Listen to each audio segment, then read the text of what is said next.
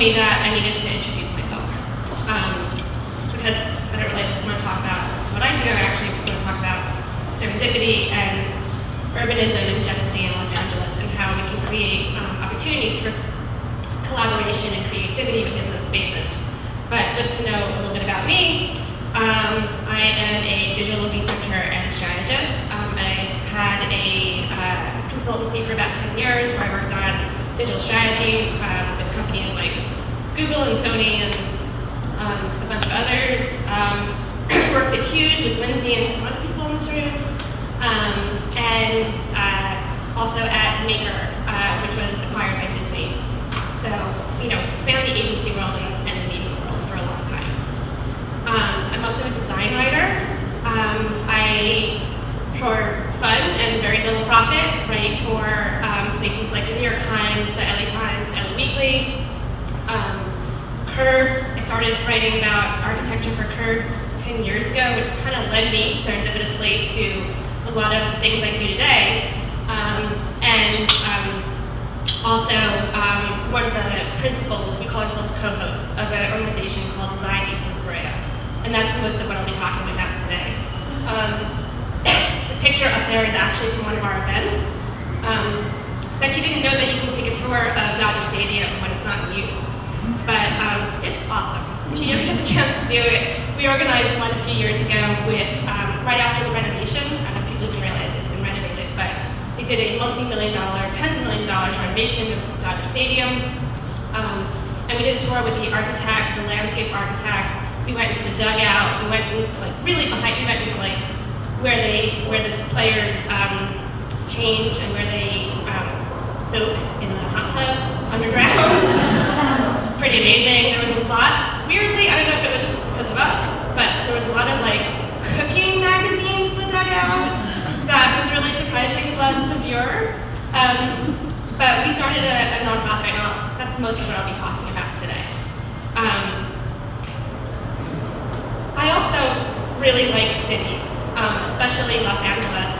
These are the three that I lived in. I was born and raised in New York, in Queens, if you can hear it in the accent.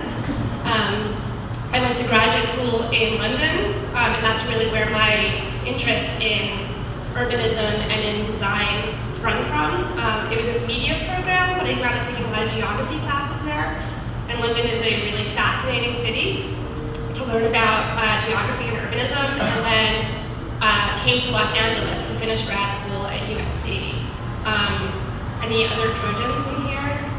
So, less than I would expect. But I went to USC, and while I was there, did a master's thesis on architecture and globalization. And it was from that master's thesis that I started to want to write more about it and blog about it. This was a few years ago when blogging was still a thing before Instagram and Twitter, and wound up writing for Curved right when it was starting in Los Angeles. And I always felt like I'm not good at recognizing serendipity. I have very often been confronted with opportunities I didn't recognize as great opportunities. And when I was writing for Curved, I was like, I actually do need to do something with this, and used Curved to sort of launch into writing for more so-called prestigious places like the LA Times and the New York Times around design and urbanism, and have kept that up for about 10 years. So when Lindsay asked me to talk about serendipity, I was like, I should probably, figure out what serendipity is. And I'm doing the one thing I really hate to do, and that's start with a definition. When you write a paper, when you write an article, you never start with a quote, you never start with defining what you're going to talk about. But I thought in this case, serendipity is one of those concepts that we tend to talk a lot about, but we don't always know really what we mean. And comes from a Persian story, and the definition was always making discoveries by accident of things that they were not in quest of. So some people call it coincidence, others call it fate. If you're really spiritual or like to see things in heroic terms, maybe call it destiny. But I wanted to take a look at, what kind of role does serendipity play in creative industries? So, being a researcher, I asked some friends to tell me examples of serendipity in their lives. I put out a Facebook post and asked people to respond, because, what's better than a focus group of only people you know? Nothing could go wrong there. So the answers were actually fairly typical. A lot of them were about how they met their spouse. So one friend told me that her grandmother died and she was supposed to go away that weekend and stayed at home for the funeral and wound up going to a barbecue that weekend and met her husband at the barbecue. So good on grandma for shuffling off this mortal coil just in time. Another friend of mine started a company called Saturate. He does consulting for people's homes on sustainability, having ecologically sustainable landscaping. And he was talking about it with a friend at Sweet Rose Creamery one day. He was just starting it up. He had maybe one client. And a woman next to him leans over and says, "I want to write about your company. I'm from Goop."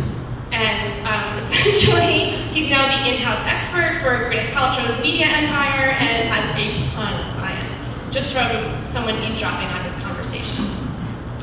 And then finally, another friend of mine worked for 10 Downing Street in London. He worked for the government for Tony Blair. His first day in the office, he comes in and, I don't know if you're familiar with Larry the cat, the resident of Downing Street, but the cat was sitting at his desk.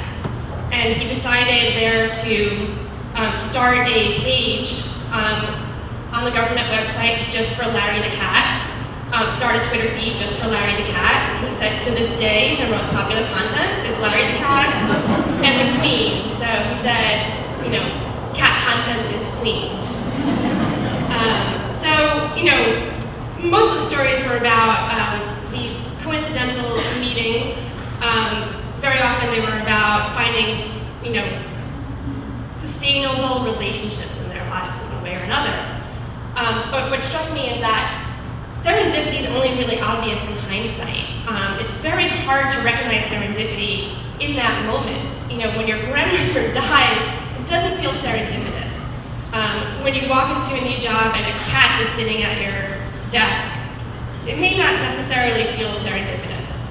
When you're struggling to start this company, and you've got one client in Palm Springs and you're trying to figure out where to go from there, actually, when someone leans over and tells you from Goop, it probably feels pretty serendipitous, but it is very often hard to recognize those moments when they're happening. And the nature of serendipity is that you can't really expect it. The very nature of it, the very definition of it is that it happens unexpectedly when you're not looking for it. So the question becomes, can we actually plan for serendipity? And even more than can we, should we?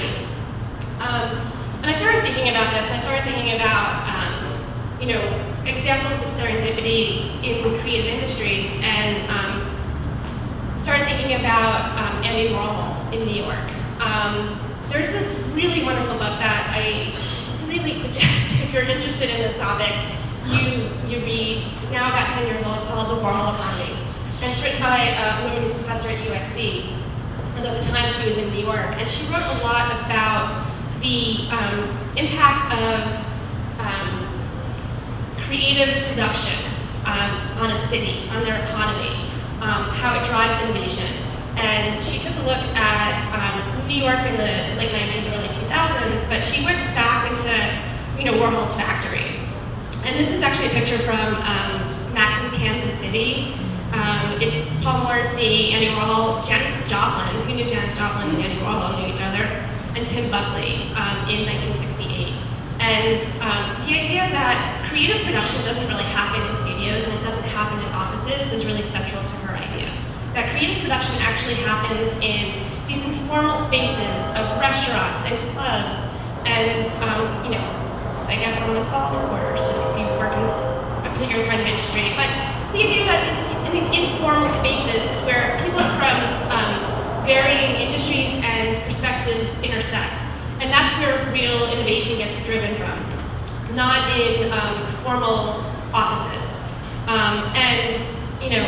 Warhol might be synonymous with New York, but let's not forget that his career actually started in Los Angeles. His first gallery show was at a gallery named Ferris that was highly influential in the LA art scene throughout the 60s and 70s. And it happened here too. This is Ed Moses and Robert Graham and Ed Richet, a whole bunch of very, very famous older white male artists. There aren't enough of those. But they took a look at, they were coming out, most of them were coming out of the Cal Arts in the 60s, and were looking for cheap studio space. And at the time, Venice Beach was cheap, it was seedy, it was, if you ever have seen that Orson Welles movie where he's supposed to be in Tijuana, it was filmed on Venice Beach. That's how bad it was. But they created this equivalent of Naxos, Kansas City in the neighborhood of Venice. So, Ed Moses and his friends were pretty instrumental in bringing together all these emerging artists at the time and really establishing Venice Beach as this mecca for artists. It was a central location where they all got together. Interestingly, side note, Ed's son, Zed, pretty much did the same thing in downtown LA about 10, 15 years ago. He's a bar owner. He owns Golden Gopher and a whole bunch of other bars that really established downtown LA as a destination. So, you had artists in Venice, you had musicians in Laurel Canyon, you had these kind of nodes where artists were starting to meet. I think what's happened is that a lot of the time, those kinds of random encounters that were happening when artists were sort of agglomerated together has been supplanted a little bit by technology. So that today, we don't necessarily have to have, although I think we do need to have, but we don't always have those spaces where people can intersect because we have technology, because we have Instagram, because we have Foursquare, because we have Twitter, because we have Facebook. So, we have to think about what kinds of random encounters are being, that fuel that kind of creative collaboration are now being either supplanted, or are they being complemented, or are they being suppressed by technology? A question that we face a lot is, should we only be making connections if it's mediated through technology? And I think the answer is no. Creativity matters. Why does it matter in Los Angeles? This is from a recent Otis study that said the total creative economy output, this is both direct and indirect, is $190.3 billion in Los Angeles. I mean, it's larger than most countries. The creative economy generated 759,000 jobs in 2015, which is where they have the latest data from. And about 1 in 8 employees in Los Angeles work in creative industries. So, the idea of, being a creative is as something that is, sort of fun and not always taken seriously versus someone who works in FIRE, finance, insurance, and real estate, those hard professions, is kind of BS in Los Angeles. It's really creatives that are fueling the economy here. So when we started D-Lab, we started thinking about, what do they think about when they think about Los Angeles? You don't really have a lot of great opportunities for serendipity unless you're actually, rear-ending your future spouse or employer on the 405. They think that it's sprawl, that it's endless, that it goes on, and that there aren't really those nodes. And that kind of decentralization makes random encounters more difficult. And then we also have the faux urbanism of a Rick Caruso, who keeps multiplying his very successful formula of the Grove, the Americana, Playa Vista. He's now also in building a similar one in Palisades, Pacific Palisades. But that kind of, and I don't need to shit all over Rick Caruso and the Grove. I love the Grove as much as anyone else. But this kind of, appearance of a central square, of a community space that is actually a private space. It's, there's a reason you never see anyone homeless in the Grove or the Americana. They're there. They're right outside that space. And more recently, somewhat disturbingly, the police now have a presence in the Grove. They have a booth. I was walking through there right after the United incident, and I'm like, well, that's how you get to those kind of incidents, when you have public police policing private spaces. But these are not truly public spaces in the way that we think about it.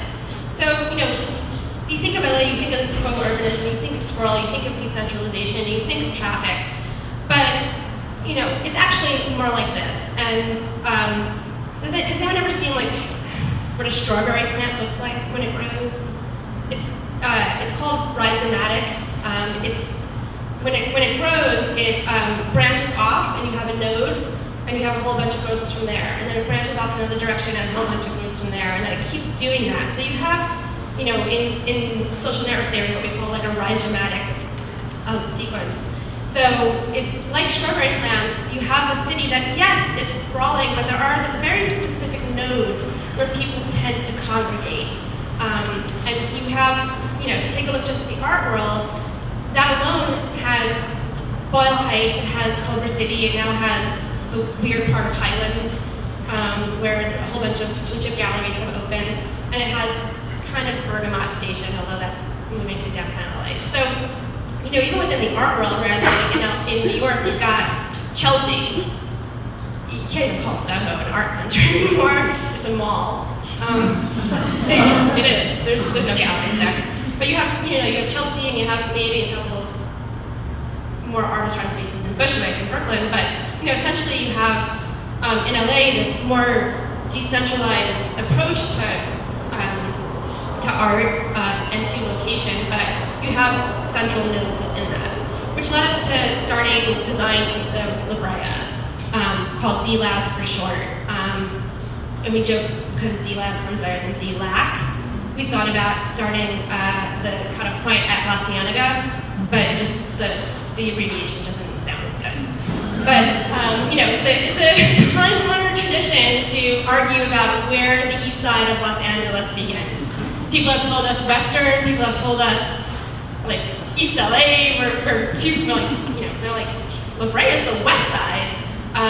But we decided to take that as a relatively arbitrary cutoff point for where we saw it as the division between east and west. And essentially, we have worked hard over time to come up with our elevator pitch of what our mission is. But essentially, our goal is to increase civic engagement through the lens of design. And I'll talk a little bit about what that means. In terms of what inspired its founding, it was essentially two things. We didn't want to fight rush hour traffic to get to the west side. When we started about 10 years ago, there was a lot of design events in Santa Monica and Venice, which meant we had to get in our car at 5 p.m. to get there by 7. And it was a very well-established design community on the west side. You had Frank Gehry, and you had Arago and Moss and all these other big names. But we thought there was a lot more interesting work happening on the east side that wasn't really getting covered, and we just wanted to drink and not have to drive. So we also, didn't want to listen to another panel of architects.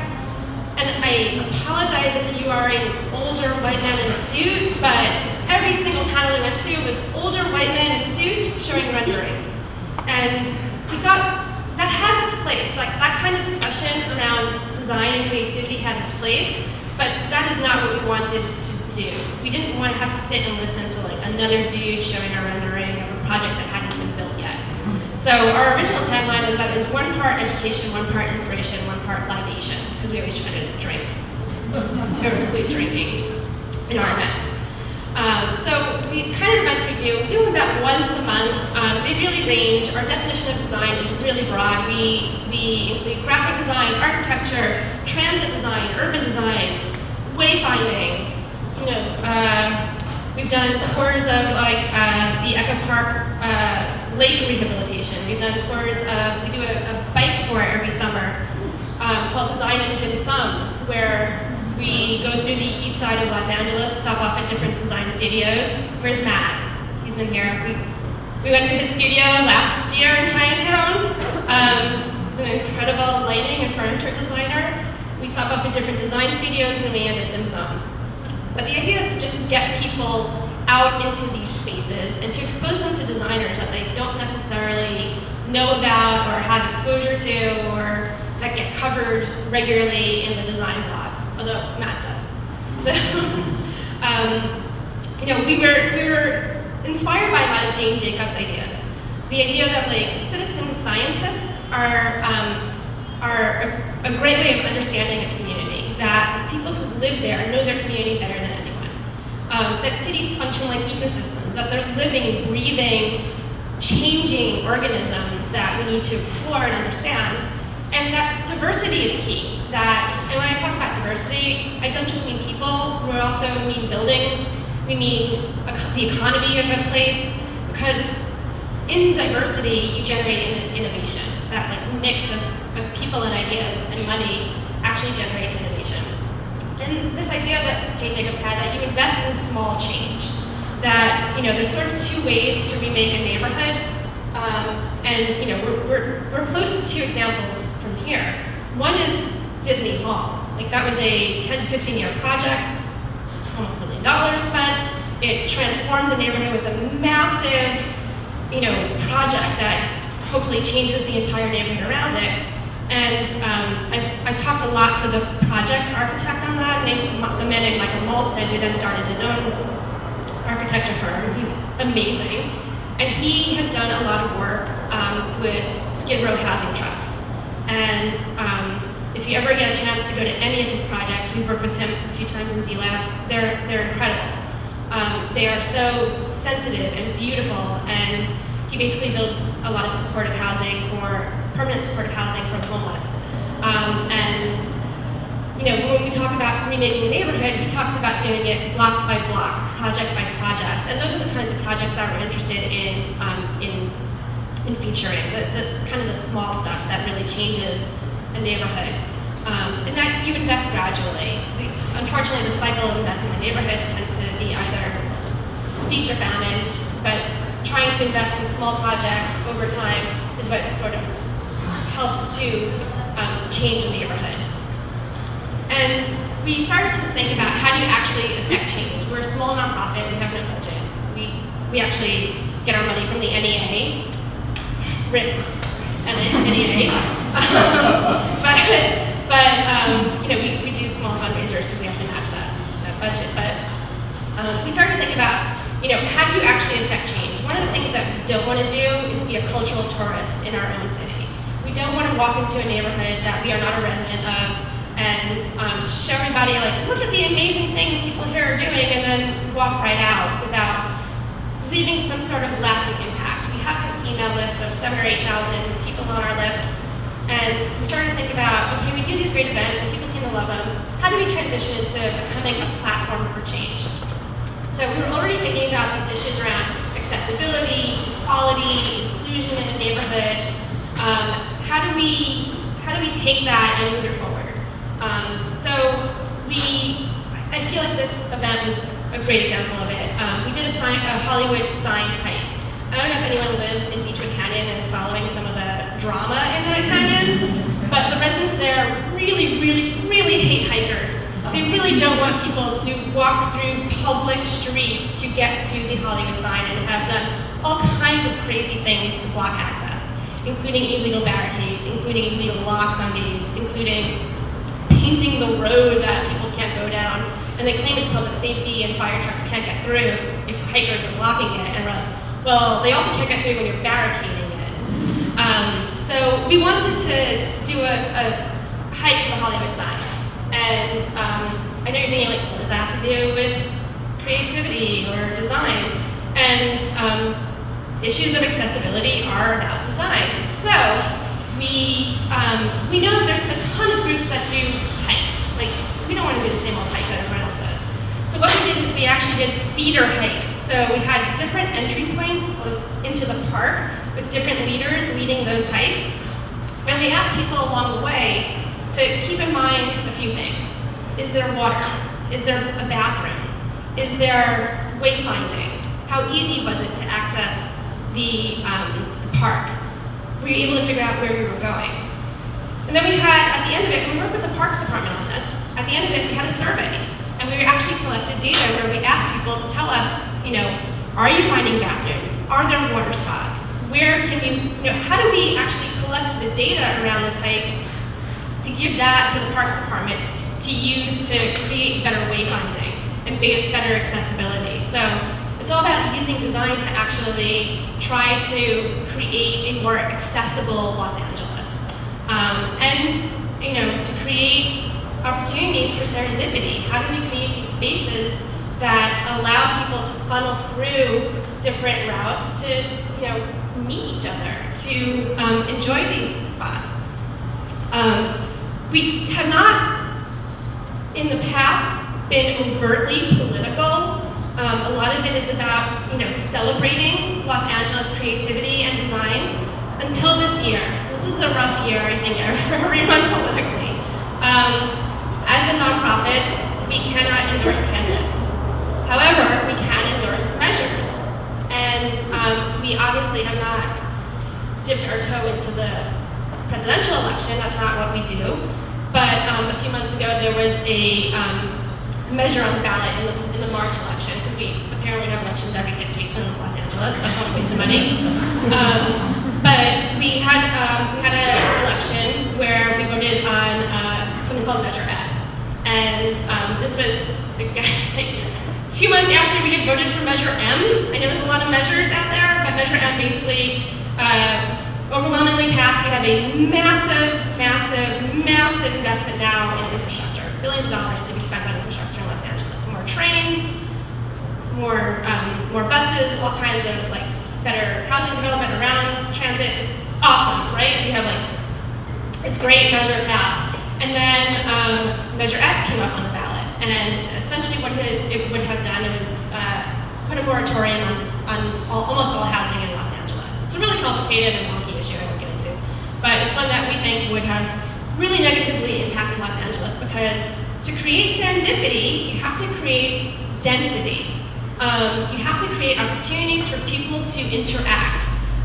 Being from New York, it's a very dense place. Who else is from New York here or has lived there? How many times did you run into friends and neighbors in the most random places on the street?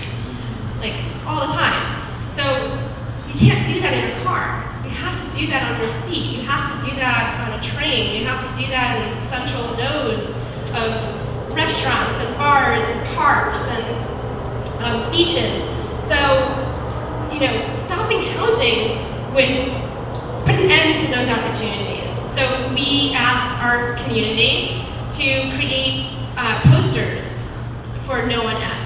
We had a show at the A+D Museum. We did silk screening of the posters on T-shirts. We really tried to get the word out. There's plenty of people who are working on No One S measures. We were like, how do we approach this from a design perspective? How do we create posters that also speak to non-English speaking residents of Los Angeles? I love the one, if you ever turn that corner on Sunset, you saw the two posters, the two billboards. One for the movie Get Out, right next to Yes on S. So it's sort of this brilliant juxtaposition, if you're saying Get Out, you're voting Yes on S. And encourage people to take a design approach to solving the problem of opposing this measure. So we have a couple of guiding principles in terms of what we do. One is that experience is more important than renderings. We don't really have events where people sit and listen to someone like me talk. We actually get people into spaces, into the projects that we're featuring. This is one we did of the abandoned subway tunnel underneath, right near Pershing Square. For 2 years, we kept getting emails from people asking when we were going to do it again. We are never going to do it again because the building owner above those tunnels realized it's a huge liability to have people wandering dark, abandoned, and waterlogged subway tunnels. So it's never going to happen. But it was a good example of how we think about this. Everyone can talk about transit. We actually try to get people into these abandoned tunnels. We partner with the community. There's a lot of controversy happening in a neighborhood right now in Boyle Heights around gentrification. We've had a couple of events in Boyle Heights. We have never had a problem there, and I think one of the reasons it's been never been a problem for us is that we are very, very careful about partnering with resident organizations within those communities. We don't want to be seen as some outsider from La Brea or the West Side coming into a neighborhood that we are not residents of, and showing people all the great art, especially in a neighborhood like Boyle Heights where there's so much sensitivity around that. So, we partnered with his self-help graphics, with Solo Soul Kitchen, galleries and owners and residents to do a tour of Mariachi Plaza and some of the new signage that was happening there. And then we really try to celebrate hidden talent. So, did you know that there's like a huge alleyway in the middle of historic Filipino town that is essentially a living gallery, and every day there's new amazing art on this one alleyway? And we work with GABA Gallery, a gallery in that neighborhood, who, out of this event that we did, actually wound up applying for a grant from the city and getting a relatively sizable city grant to continue their work of bringing artists from all over the world to work in this alleyway. So, experience over renderings, partner with the community, celebrate hidden talent. When we started 10 years ago, the East Side wasn't what it is today. Obviously, rents have gone through the roof, housing is expensive, downtown LA has just exploded, Koreatown has exploded. A lot of these neighborhoods are very different than they were 10 years ago, and we were like, hey, let's go explore a neighborhood that no one's ever been to, and now everyone's been to. And there's, I think one of the things that makes us really happy is that there is so much more competition to the kinds of events that we're doing, because it's a validation that we were on the right track, that we were doing something right, that it's a struggle for us to find new ways to differentiate ourselves, but we're glad that there's now so many organizations that are doing like walking art tours and bike tours and subway tours of these neighborhoods and food tours. It's fantastic. We're glad there's so many people doing so many great kinds of tours. We are coming up to the end of our second NEA grant cycle. We are ending it with another Making LA. Our first one, we did a year of programming, ending with a big conference that almost killed us. I'm not kidding. It was almost at the end of our organization. It was the worst. Just, if you ever think about doing a day-long conference, don't. When we applied for our second NEA grant, I should mention, there's 4 of us who run D-Lab. We are all volunteers. None of us are paid. None of us take any money. All of us have jobs. So it's really a labor of love, and doing a day-long conference is not the way to enjoy your hobby. So when we applied for our second grant, we really kind of focused it down, and we said, okay, after that year of programming, what are the 4 things that we think are the biggest issues facing Los Angeles today, and how do we address them? And we think that there's essentially 4 major pressing issues: transportation, density, community, and water. These are not mutually exclusive, obviously. They are complicated issues in Los Angeles, but they're these 4 areas where we think that there is a real groundswell of creativity, a lot of interest and collaboration. Community, I know, is a really broad topic, but we did again another year of programming along those 4 themes. And what we recently did was we asked designers, or really anyone, to submit proposals for ideas they have that address one of those 4 themes. And we got a lot of proposals. We said we didn't want to do as much work. We wound up doing a ton of work reading through proposals, but what we did is we whittled it down to 2 per theme. And on June 10, we're finishing sort of our end of our NEA cycle. We're doing a big event in downtown, and it's going to be Shark Tank style, where each of the 2 proposals for each of the themes is going to sort of go head to head, pitching their ideas. We're going to have a panel of judges asking questions, but in fact, the audience is going to vote for the winners. And that we are actually going to award each of those winners about $2,500 to take their proposal to the next level. We know $2,500 isn't going to get a lot of those projects realized, but we do hope that if they need to run a feasibility study, if they need to do more renderings, if they need to test materials, $2,500 can get them to that next stage to apply for real grants, better grants, bigger grants than what we have. So that's where we're heading with D-Lab. Our basic mission is getting people not only to love their city, but also care about it and want to improve it. And we really think that bringing design in as the sort of crucible that we see it through really helps people to better understand and love the city that they're living in. So that's pretty much it. I'm open to questions, right?